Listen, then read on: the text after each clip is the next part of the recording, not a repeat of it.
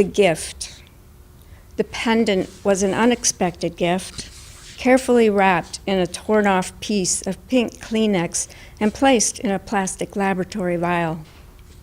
The giver of the pendant, whose name was Thomas, and the receiver of the pendant, his lab assistant, whose name was Claire, had often shared small things. They took turns pressing eyes against ocular rubber piece that led to a much bigger world where purple and green dyes revealed circular, jelly-like shapes. Inside the circular, jelly-like shapes, yellow-dyed fragments wiggled their way into X shapes. Thomas explained, "Think of it as a peanut butter and jelly sandwich. You put jelly on one side and peanut butter on the other, then slap the two slices together for a second and pull them apart. Some peanut butter gets mixed in with the jelly, and some jelly gets mixed in with the peanut butter." Claire sighed.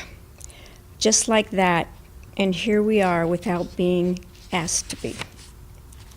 Yes, just like that, and it goes on forever, until it ends. Yes, until it ends. Thomas changed the slide. Now look. Claire pressed her eyes to the rubber piece. Once orderly and predictable cells had morphed into shapeless globules, aberrant cells. On occasion, Thomas and Claire would walk from the labs to a nearby cemetery and sit together under a sycamore tree with a view of the old marble gravestones. They would open their lunches of peanut butter and jelly sandwiches and eat in silence, with respect for the dead. One day, Thomas broke the silence. "You're wearing a scent. Patchouli and vanilla, I believe. Pleasant, I hope." "Always, but what I want to tell you is that at times I smell a scent and hear a sound."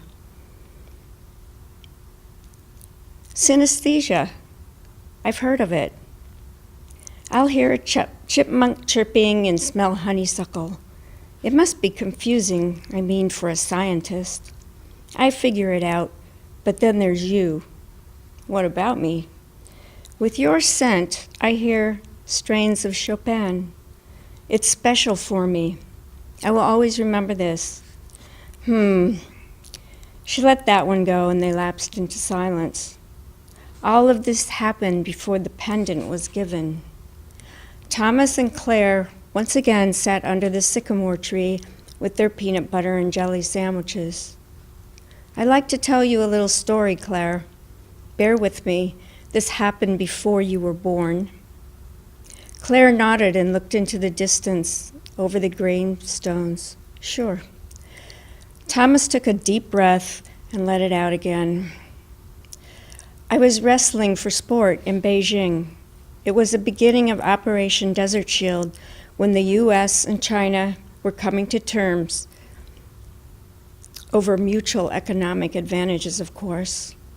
One day, a man by the name of Li Chong walked into the ring and challenged me to a match. Li Chong was a communist, but no matter, we became friends. Willing combatants, you might say. During one such match, exhausted, arms and legs entwined, I smelled his sweat mingling with my sweat, and I heard strains of Chopin." Claire had no other comment. Thomas's stories were always complicated. "My first thought was of Tiananmen Square. A student sang Chopin's funeral march just the year before. Odd, isn't it? This has nothing to do with death, you understand. But when I smell your patchouli and vanilla, I remember Li Chong. There was something sweet about our friendship, Li Chong and I. We both felt this. We saw it in each other's eyes, but we never spoke of it. On parting, he gifted me a gold pendant. A Chinese character filled the corner of the pendant, the center of the pendant. Li Chong traced the lines of the symbol with his finger and whispered, 'Longevity.' So, this is about death, isn't it? Longevity or death, like the cells under the scope. Now it was Thomas's turn to wonder. One never knows. Thomas reached into the pocket of his lab coat. I want to give you this because of your scent and his scent and Chopin. You're leaving soon, and I want you to remember me just as I remember Li Chung.